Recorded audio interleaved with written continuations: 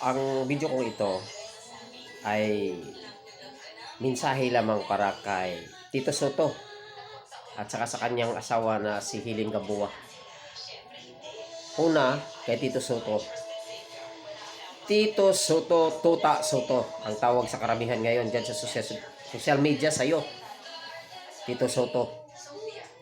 Alam mo, grabe ng garapalan at kapal ng mukha mo, no? In-interview ka sa Channel 7 tungkol sa impeachment ni Sara Duterte. Talagang sabi mo, naghahanda ka na kagad. Parang alam nyo na darating sa Senado yung impeachment ni Sara Duterte. Parang nagsisikat talaga kayo na ibagsak si Sara Duterte. Pero ang taong bayan nakasuporta kay Sara Duterte, no? Grabe na ng kapal ng mukha mo, Tito Soto. Kahit ano pa man ang ginagawa mo dyan, sinusupalpal ka na nga sa Senado sa mga sinasabi mo dyan, sa mga abogado. Andiyan ka pa rin, ang tibay ng mukha mo, no?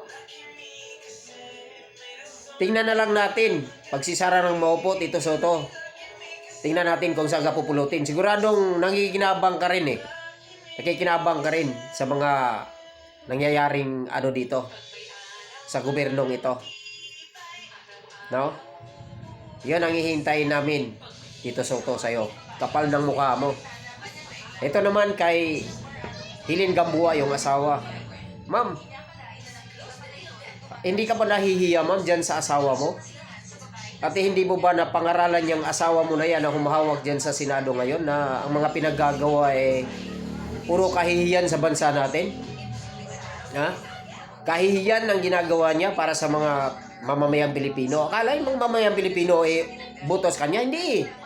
Ay mo, ma'am, dapat pangaralan mo yung asawa mo. Kapal ng mukha ng asawa mo.